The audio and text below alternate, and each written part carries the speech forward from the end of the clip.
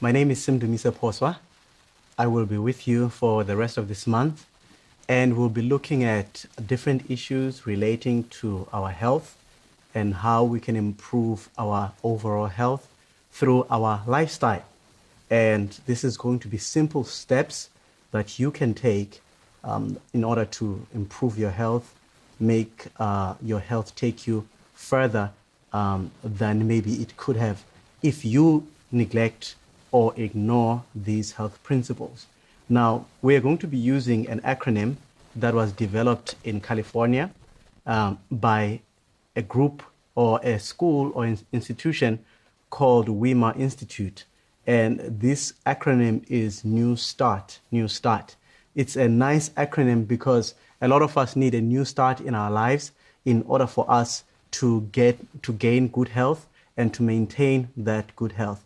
Maybe some of us may have fallen sick because of a lack of knowledge, carelessness in our eating habits, in our general lifestyle. And this acronym gives us hope that we can have a new start in relation to our health. Now, this New Start, again, is an acronym. The N stands for nutrition, the food that we eat and what we get from it. And the E stands for exercise. And W stands for water. And S stands for sunlight. And then you get to the T, which stands for temperance. It is important for us to be temperate in what we eat, we drink, and all our habits. Actually, we need balance, and we need temperance, we need self-control, and all of those things. So that's what the T stands for. It's for temperance. A is for air, which is the air that we breathe and its importance for our health. And then we have the R, which stands for rest, the importance of rest, especially those of us who live in cities. We live a busy life, and we sometimes neglect to take the time to rest. And this principle or law reminds us of the importance of rest. And then the T stands for trusting in divine power. Trusting in divine power. This is what we're going to be looking at, the New Start, which was, as I said before, developed by Weimar Institute, but it's generally now used a lot to speak about the principles of health that can help us in order to fight disease and to even prevent disease from happening. Now, we are going to be looking at a presentation today entitled Food and Your Health. Food and Your Health. There is nothing, or maybe there are few things that are as important to people as food. And food becomes so much part of our lives. Our social life is sometimes governed by food.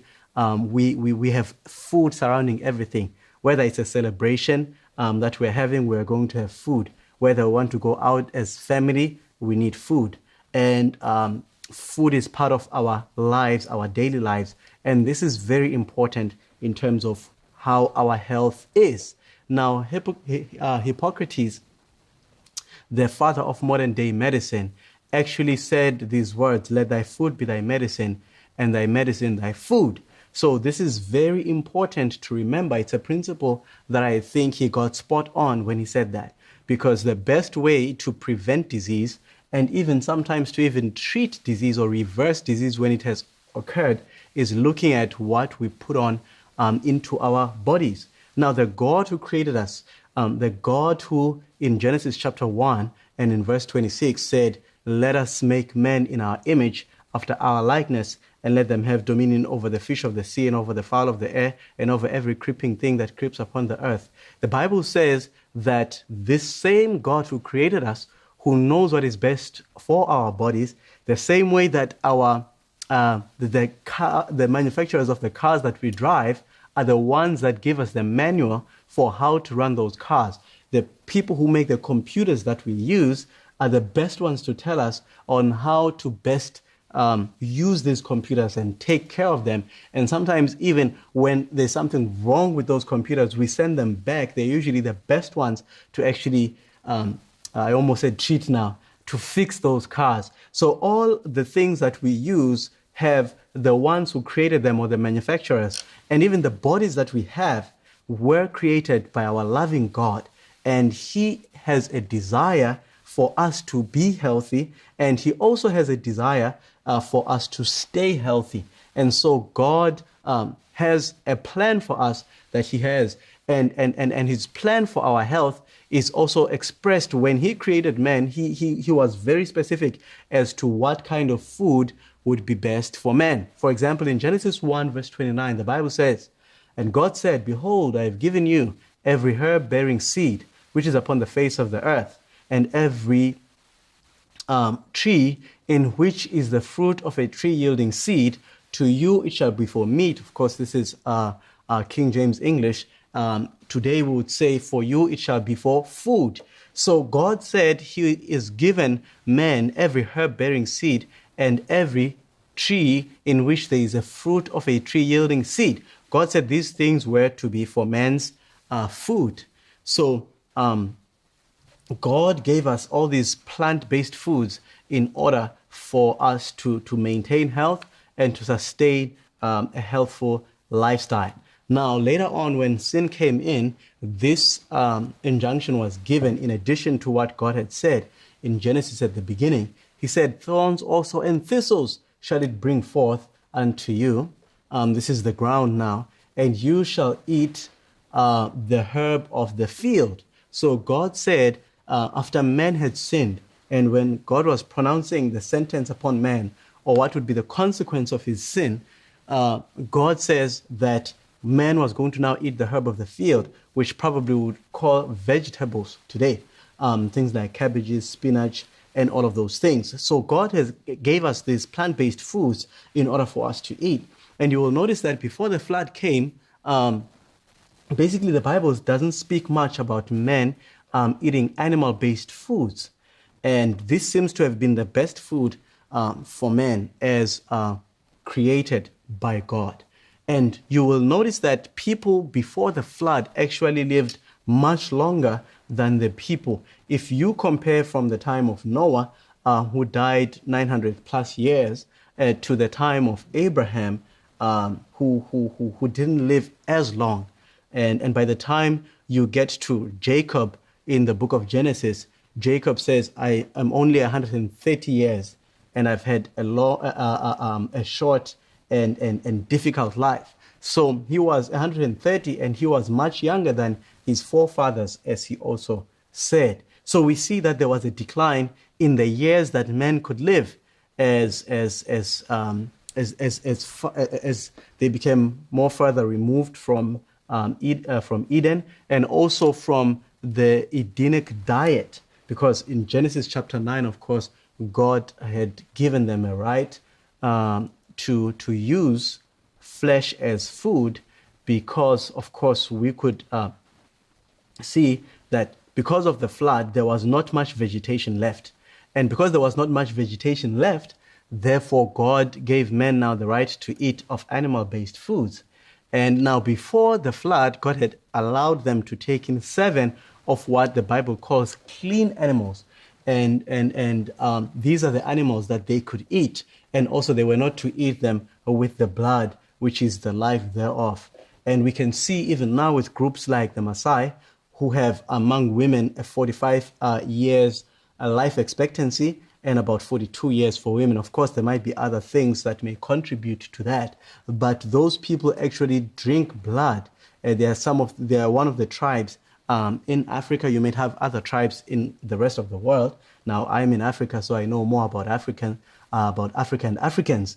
So those people, they live actually shorter lives than the rest of the world. All right. So this is evidence of the how bad for our health is to eat flesh with its blood. And you will notice that among the Jews, they made sure that they would drain the meat totally of the blood, so that they do not take any of the blood as part of their food. So these are the things that we can see when we look at the Bible, and we see the effects of introducing meat, that it actually drastically reduced the number of years that men could live. So this is what we see. I just wanted us to get this background into what God's plan was. So originally God's plan was for us to subsist of whole plant-based foods. whole plant-based foods. And this is very important. Now, the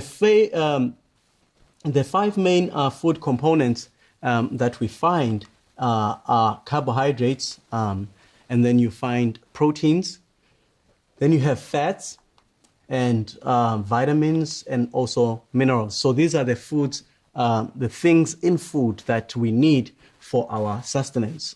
Some people would add water to this. I've not added it because we have a specific presentation that will be concentrating or focusing on water.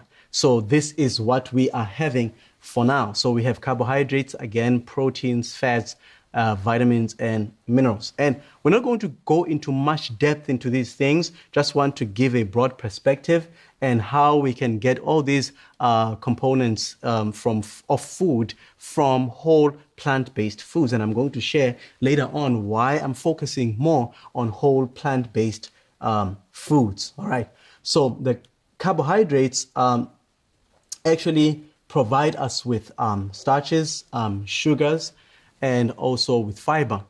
And what happens is that starches and sugar are converted in the body into glucose, which is the body's main source of fuel. So our body is fueled by glucose, and then we have the energy to work to do different things.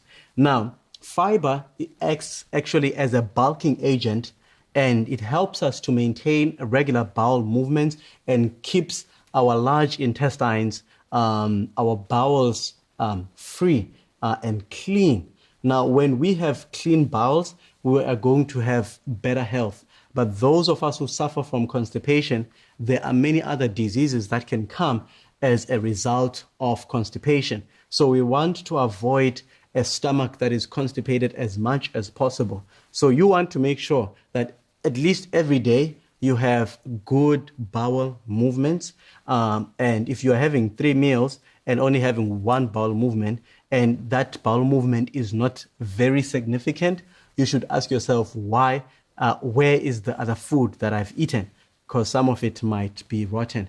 If it smells a lot in the toilet when you are in there and you can't even stand it yourself, you can't wait until you go out, then you should be suspicious of the fact that you might have a problem with constipation. If you have stools that look hard and that act as submarines, as soon as they go into the toilet, they disappear, they vanish, then you should be worried you might have a problem with constipation. If your stools look very compact and black or very dark, unless of course you ate things like charcoal the day before, you ate a lot of spinach the day before, which the green color can change the color of the stool significantly, or if the stool looks red and you ate beetroot the other day. But if it's a normal thing for your stools to look hard and very dark, almost blackish in color, and sometimes they look like pebbles, and you should be worried. Maybe you're not having enough fiber in your diet. Some people that I've met have had sores on their feet or in different parts of their bodies. They've gone to the doctor, different ointments have been applied, different medicines have been given, and there is no improvement in their health. And then once you start cleaning out their bowels through things like flaxseed, through things like psyllium powder, through things like chia seeds, and non-aggressive laxatives that nature provides us with, then you will find that once you clean out their bowels, you'll find that even the sores begin to heal as you may apply, maybe if it's not too deep a sore, things like, I forgot this leaf, my mind has gone blank on me. But anyways, once you apply things on the outside while you're working on the inside, you will see that you get very good results when you do that. There are many other sicknesses. Some people have headaches and migraines because of bowels that are stuck, that are just not good, and because of constipation. So we need to make sure that we keep our bowels clean and that we keep them moving, and complex carbohydrates can help. So complex carbohydrates are the best, and they are mainly found in whole grains like oats, sorghum, brown rice, whole wheat, millet, quinoa, barley, and many others that you can find. Those are the main ones I could think of. And by the way, it's not only brown rice. In some places, like in some health shops, you can get red rice, you can get black rice, you can get different varieties of brown rice, brown basmati rice, brown long grain rice, brown short grain rice. So as long as you have the food in its original form, things like sorghum. In South Africa, one of the dishes that is liked among the African population is things that are made with mabele, or we call them amazimba in Xhosa. So all those things are very good and they are highly nutritious. Oats are very good. They are very high in soluble fiber, which is very good for these things of bowel movements. Fiber is also good, by the way, in reducing the amount of cholesterol in the body. It binds with the cholesterol and helps you to eliminate it when you go to the restroom to relieve yourself. So these things, they work together for our good health. And like we said, whole grains are the best sources of these. Of course, vegetables also contain some carbohydrates, and also legumes contain some carbohydrates. You want to avoid simple carbohydrates, things like table sugar. You want to avoid those. You want to avoid the white products. The white products, what do I mean? White rice, white maize meal that is fully refined, not the unrefined white maize meal. That one is fine, but the refined one that you find at normally at the stores. White bread, someone said the whiter the bread, the sooner you're dead. So those are the ones that may increase chances and incidence of constipation.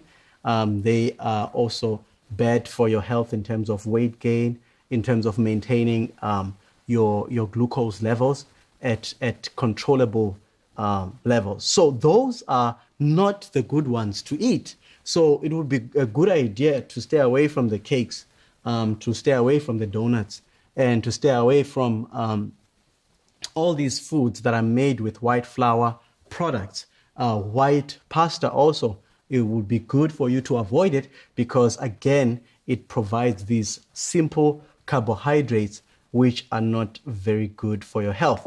So this is very important. So when we come to proteins, some people get worried when they're advised or they hear that the most healthful diet is a whole food plant-based one, and they ask a question, where do you get your protein? And like we said, or as I will share actually right now, the proteins are actually broken down by the body into amino acids. Of course, there are essential amino acids that we have to get, meaning these are the ones that our bodies do not use. We have to get from our diet. These amino acids are actually the building blocks for the hormones, for enzymes, for structural components in the body. This is very important. Proteins are very important for this cause or for this reason in the body. A lot of the body's function depends on the availability of proteins that can be turned into, or that the body can use to build itself up and all of these things. Now, the plant-based sources of protein include legumes,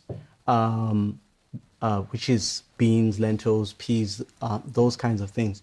And then you have nuts. Of course, among the nuts, you have things like almonds, and you have things like Brazil nuts. You have things like walnuts. I particularly love almonds and walnuts. There's pecans. And so those are the good healthy nuts, hazelnuts. There's many nuts that you find. You have seeds like sunflower seeds, pumpkin seeds. All these we could go into details, by the way, but we want to just keep it simple and just to help people navigate through what plant-based foods can I have, and will I have enough of what I need in order to maintain good health. And you can also find them in whole grains as well. Whole grains are very good sources of protein. And especially grains like sorghum. All grains have protein, but some are very rich in protein. Sorghum is a very good source of protein among the grains. There's also the quinoas. There's also millet, which is also very good. And like I said, when you take whole wheat bread, you get more protein than you get probably in your white flour kinds of bread.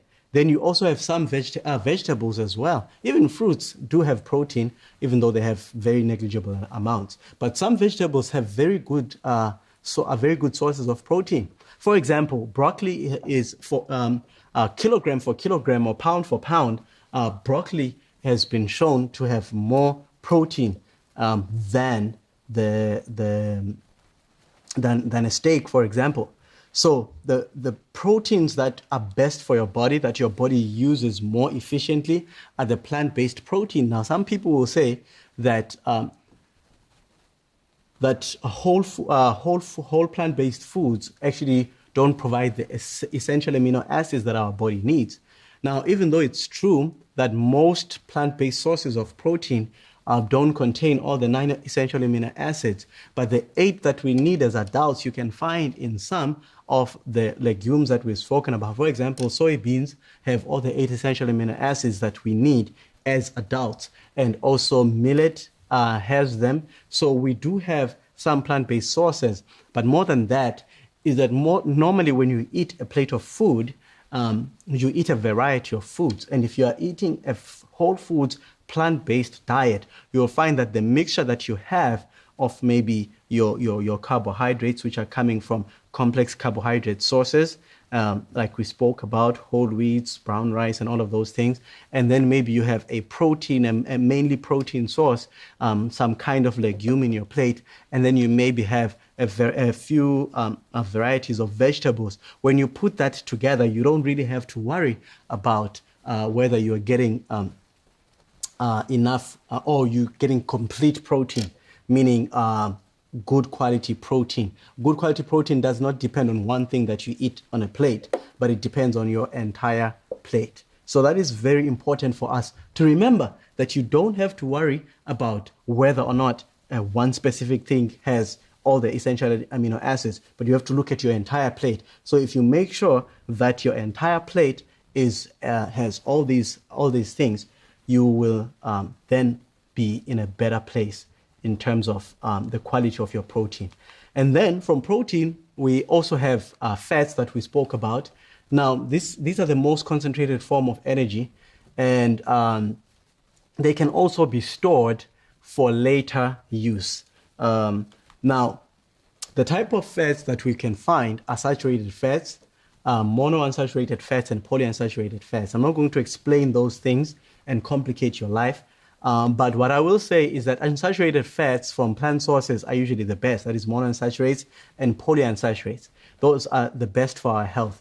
And we want fat sources that do not provide the body with dietary cholesterol, which is linked with a lot of diseases, especially cardiovascular diseases. The higher your intake of dietary cholesterol, the higher the incidence of things like heart disease, things like strokes, things like high blood pressure, and all these undesirable diseases. So this is what we want to avoid. We want to avoid heart attacks. We want to avoid hypertension. We want to avoid even things like diabetes, which the more fat you take in, the greater the chances of you having diabetes. And if you already have it, of you the less you'll be able to control and manage it. So it's very important to check the sources of fats. So the best sources of fats that you will find are the plant-based sources, which are usually your seeds. That's why you have sunflower oil, which comes from sunflower seeds.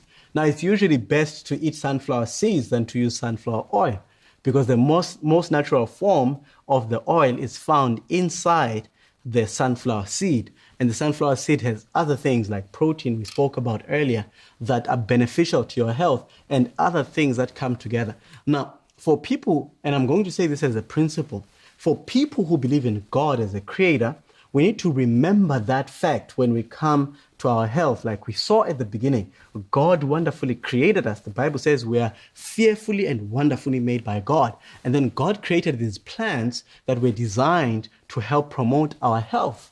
and give us a long life as much as possible on this earth. Of course, through the entrance of sin, we're not going to live forever on this earth. One day we're going to die. But we want to live a good quality life as we're upon this earth. But another thing that is very important to remember is that when God created, he didn't create rivers flowing with sunflower oil or even with olive oil for that matter.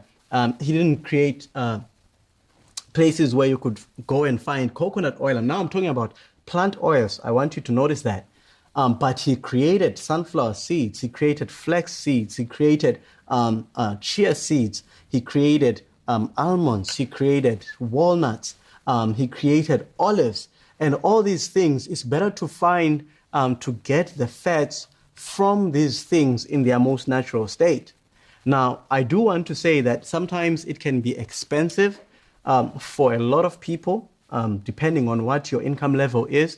It can be expensive for you to maintain eating these oils in these natural forms. This means that maybe you might want to add a little bit.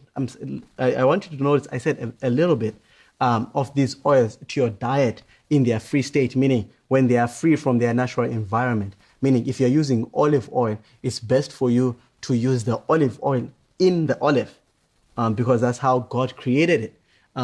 If you want to use flax oil, it's better to use the flax oil in the flax seed. In that natural state, you blend your flax seed, then you add them to your breakfast cereal, to your fruit salad, to your vegetable salad, to your different foods, to your smoothies and everything. So that's the best way to actually take these foods in their most natural state. Now, like I said, I do realize that sometimes we don't have enough money to consistently eat these things in their most natural state. And maybe you might want to add to your dish a tablespoon of olive oil. That's okay. But once we start frying, deep frying with these oils, even the vegetable ones become dangerous for our health. They oxidize. They can lead to cancer and all of the and other diseases that are undesirable for our bodies. So again, let me stress this. It's better, especially with fats, because of the concentration of their form and what they can do in our bodies. It's better to eat them in their most natural state, in the foods that God created them in, rather than isolating them and then taking them as, of course, I mean, I know oily foods are very tasty. That's why one man said you buy three things when you go out and buy food. From fast food places, you buy three things. Basically, you buy salt, you buy sugar, and then you buy oil or fat. And those are the three components that you see. Whether you're looking at the fried chicken that is deep fried in oil, or whether you're looking at the chips that are deep fried in oil, or the Americans call them French fries, or you are looking at the fizzy drinks, or the ice creams, or the milkshakes that you're going to use. Basically, you are playing around with these three things, because had those things not been concentrated in this food, you'd rather prepare the food in your house.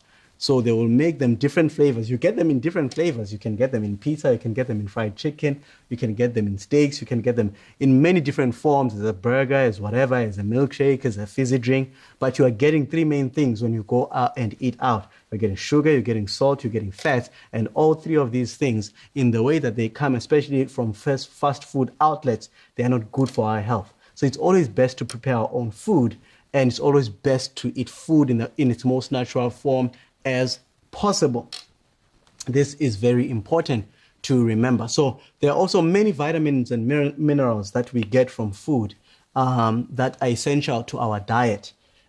We get, things like vitamin C, which are good for boosting our immune system, things like vitamin E, and which are good for brain and many other things in our health, vitamin A and all these things, the B vitamins, which are good for the nervous system, and many other functions in the body. So all these things, they work together in order to give us good health. There's also minerals like selenium, like potassium, like magnesium, like calcium that we get from all these foods. Calcium, for example, is good for your bones. And you don't have to worry and think that you need animal-based foods like milk and dairy and other dairy products in order to get calcium, because even though you get a lot of calcium from dairy products, for example, the body actually uses more calcium to try and balance out the acidity in the body that is usually caused by the ingestion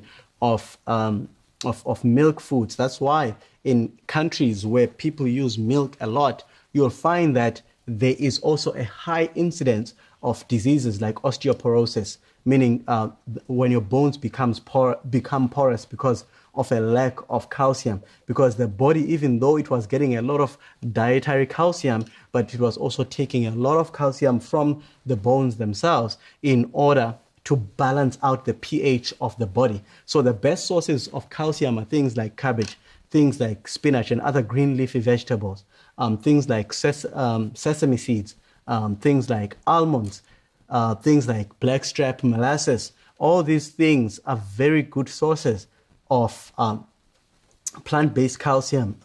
Also, almonds that you can use to make almond milk. Things like soybeans that you can use to make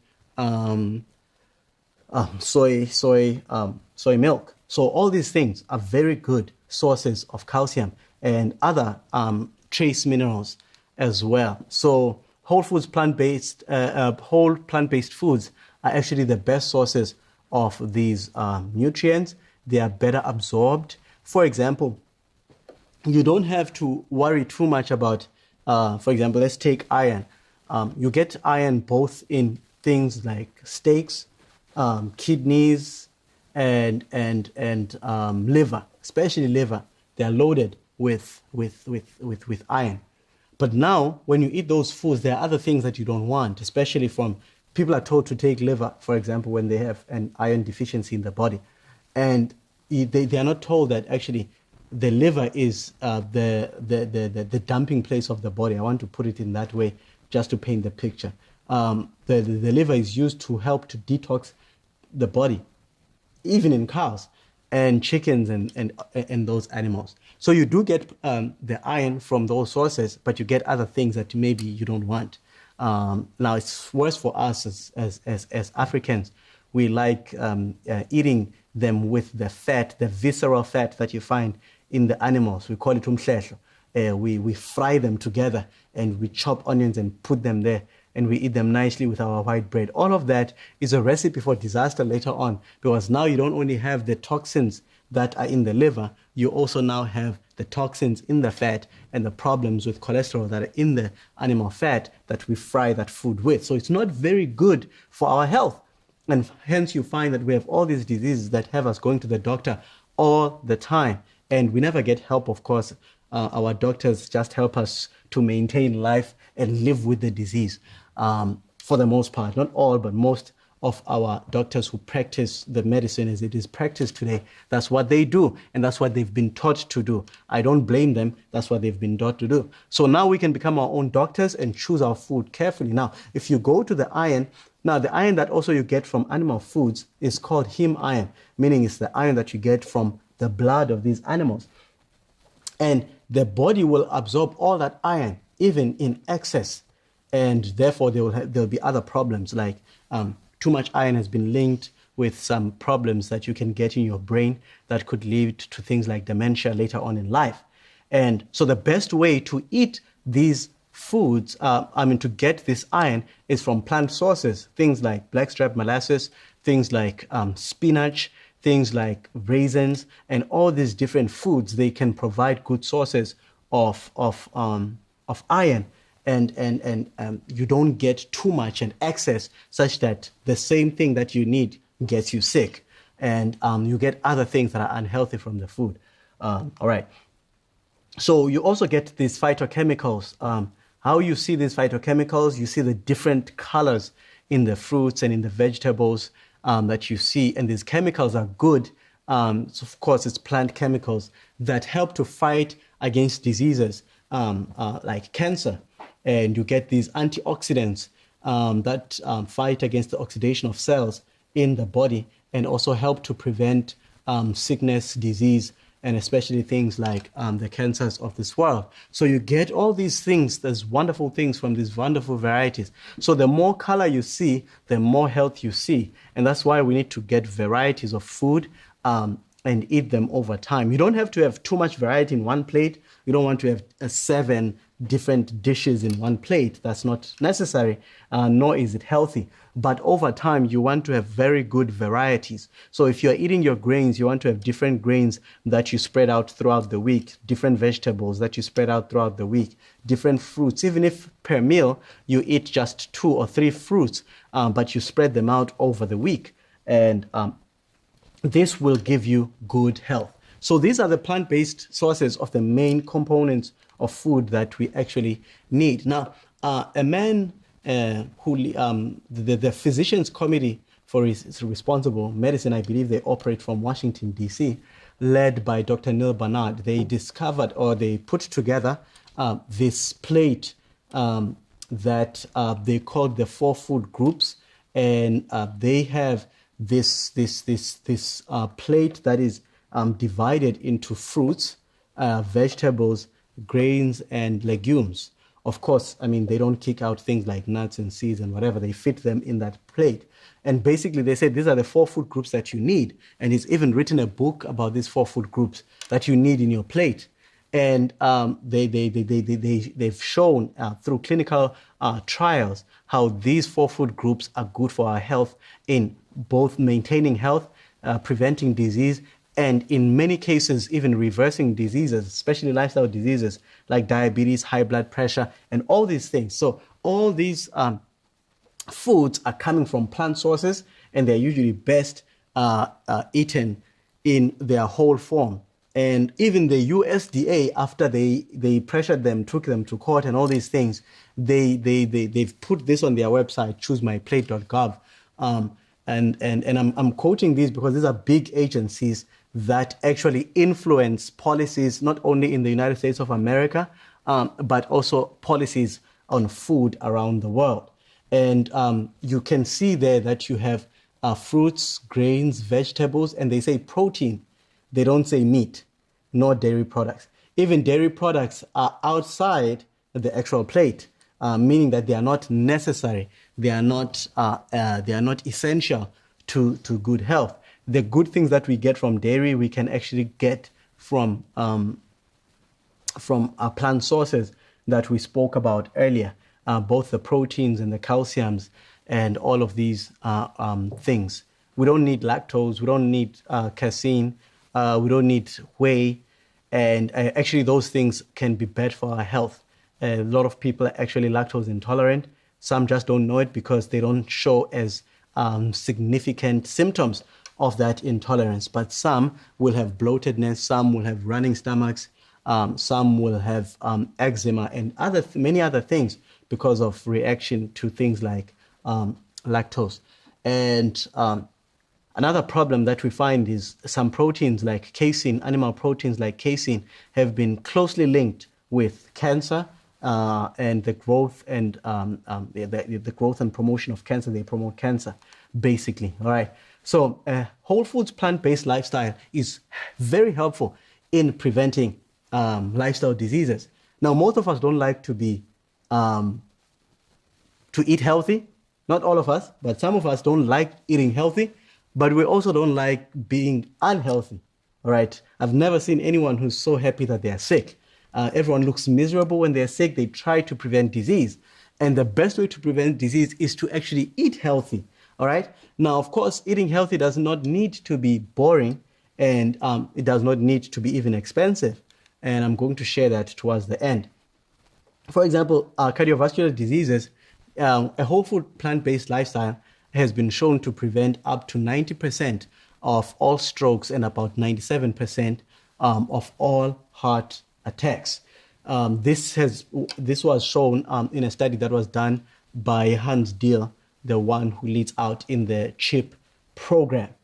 All right, so they show these things, how beneficial a whole food plant-based lifestyle.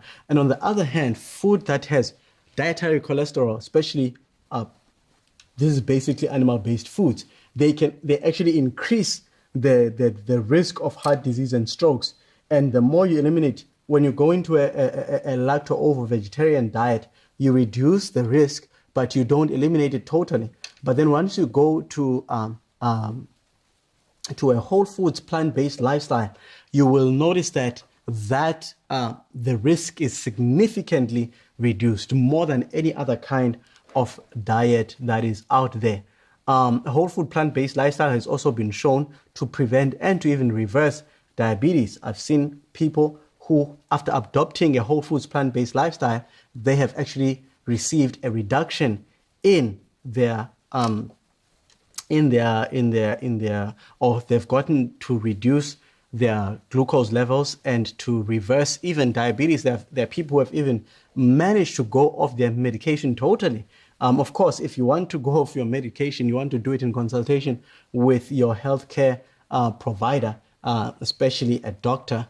I wouldn't say go get rid of your medicine. That's not what I'm saying. But under the guidance of physicians, some people have been able to do that through a whole foods plant-based lifestyle. There's even a book that the man I spoke about earlier on has written, Dr. Neil Barnard, as I spoke about him before. He even has a book called Dr. Neil Barnard's program for reversing diabetes. So these things can be done.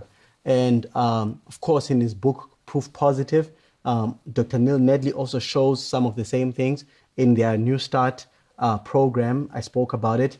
Even in some of our lifestyle centers, like one of our lifestyle centers, Be Free Lifestyle Center, which is located here in the Western Cape within the Cape Conference territory. They also have done a lot in terms of helping people who are struggling with diabetes. They've helped them to actually even go off their medication using a whole foods plant-based lifestyle. So this is not dependent on country. In different countries in the world, this has been done. You go to places like Anon in Malaysia, they've done the same thing. And people like John McDougall in his McDougall program I believe they operate from Hawaii, if I'm not mistaken. They've also done the same thing. They've done the same. All these places have done the same with hypertension. They've done the same with cancer and other lifestyle-related diseases. And they've done the same with mental health issues. Dr. Neil Barnard actually also has a book called Power Foods for the Brain, in which he deals with the connection between the brain and brain health and the food that we eat. And also Dr. Neil Nedley has written a book called The Lost Art of Thinking. And part of the segment, or in the segment of that book, he deals with the issue of diet and our mental health. And even in his book, Depression, The Way Out, he also shows the link between the food that we eat and depression, among other lifestyle issues that he deals with. All right, so there's also improvement in mental health. There's also improvement in weight management. Neil Barnard has also written another book, Foods That Help You Lose Weight. Yeah, I believe that's the book, Neil Barnard, that he has written. So there are many books. Prevention of cardiovascular disease. There's Dr. Caldwell Esselstyn, who was a heart surgeon from the Cleveland Clinic. He's written a book on his program to reverse heart disease. And so there are many different doctors that are in clinical practice that have shown the good results from adopting a whole foods plant-based diet. Now, the dangers of an animal food diet is that it promotes most of the diseases that we spoke about, cardiovascular diseases, diabetes, cancer, obesity, and other lifestyle diseases, and even increases the risks of Alzheimer's disease and other forms of dementia. There's all these things that we need to consider as we think of what to eat. So the dangers of animal foods have been shown over and over, but which is more important, the benefits of a whole foods and plant-based lifestyle that is done in a very creative, tasteful way, experimenting with your food. It can help to promote good health.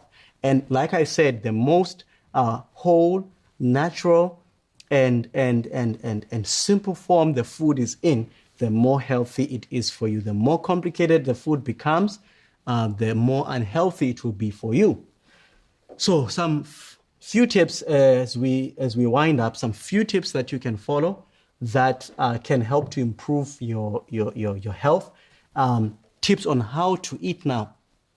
Number one, you want to have a good company and cheerful environment as you are eating, because your mood and your digestion go hand in hand.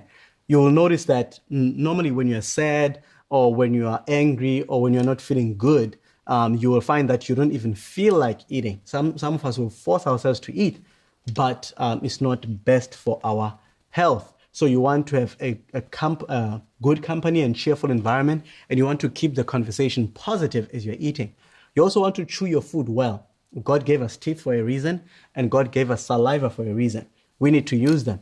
Now, sometimes we feel like drinking while eating because we don't drink enough water between meals, up to about 30 minutes before the meal and up to about an hour after the meal. So we need to try and drink as little as possible during the meal so that we can encourage chewing, so that the enzymes in our mouths, like the salivary amylase, can mix with the food well, so that the food can digest well. So you want to chew the food well and eat slowly and not rush the food into your stomach so that you cause indigestion. You also want to avoid drinking just before a meal or during or just after a meal. And like I said, you want to drink your water up until 30 minutes before your meals, and you want to avoid drinking again until an hour after your meal. So that is good to avoid problems with your digestion. Also avoid overeating. It can also lead to undesirable weight gain until you can be on a plant-based food, but you can be obese if you use too much fats, if you eat too much, and if you eat too frequently, and all of those things. So you want to make sure that you avoid overeating and stuffing yourself with food. And also you want to avoid eating for comfort, which can lead to eating too much, eating bad quality food, and eating too fast and not chewing your food well. And also your body is not ready for food in terms of digestion wise, because the food that you're eating is not will not be assimilated well into your body through a good digestion because of your mood. You are sad, but you want to eat. And normally, comfort eaters don't comfort eat with spinach or broccoli. Most people don't comfort eat with cauliflower, nor with kale or okra. They will comfort eat with chocolate, with cookies, with sweets, with cake, with ice cream, and all of those things. All right? And so you also want to check when you eat. Never skip breakfast. Actually, regular breakfast eating has been shown to actually lead to longer life, whereas the regular skipping of breakfast has been linked to premature death in some scientific studies. So you want to also eat breakfast like a king, eat lunch like a queen, and also eat supper like a pauper. So the biggest meal that you should eat is the one before you start your day. As if you're going to take a long journey, you want to put the petrol before the journey, not at the end of the journey. But with our bodies, we usually put the petrol in before that. I mean, after the trip. We take the trip, meaning we go through the day, and then we want to put the fuel after. Then we sleep, and the energy that we don't use, of course, the body turns into fat, and it promotes too much weight gain, and which can lead to obesity. All right. So we should avoid supper as much as possible, or eat very light of easily digested foods like fruits, whole grain crackers, especially homemade ones that don't have dairy products and other things like a lot of salt and things like that.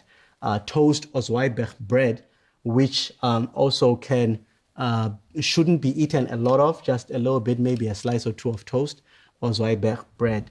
Zweiberg bread, of course, it's bread that you've baked, you let it sleep overnight or 2 days, and then you cut it into slices, and then you rebake it in the oven. It's very, very easily digestible when you do it that way. All right. Supper can be skipped altogether, especially by those who are obese, those who are overweight, and those who have sedentary pursuits, meaning your job requires you to sit down a lot in front of a computer, working through documents, and any of these things that actually don't require much physical work. And if you don't have a garden that you're working and you're not working out very vigorously, you don't really need a third meal. Actually, even when you do work out and you work out hard, you may still not need a third meal.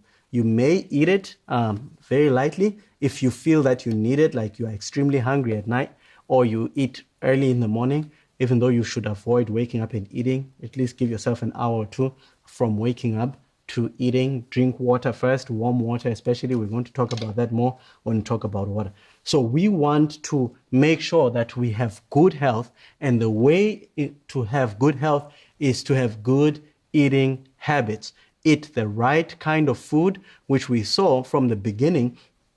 And if we would have time and go deeper into the science and into the research, I didn't want to do that. I just wanted to introduce the concepts. We can go into some of the research, but I don't want to complicate lives. I just wanted to make this presentation as simple as possible for you to follow, and so that you can apply the principles. So whole foods, plant-based lifestyles are usually are the best for you to follow. And from where you are, you might have to try and find where you can actually buy these foods in more reasonable prices. Also, depending on where you are in South Africa, you can find these places. Maybe in one of the programs I can share different places where you can even order online and you can get them delivered. You can even come together as people and order these in some places where if you buy more in bulk, you can actually save rather than maybe going to health shops. I'm not trying to bring down health shops, but some people cannot afford them. But maybe if families can come together and say, we want to order good food, but we don't have money to buy from the health shops or maybe other places, but we can come together and we can put money together and order from these places, that when you buy in bulk, it becomes significantly cheaper. You want to use farmers markets as much as possible rather than actually buying from the farm if you have farms close by where you are.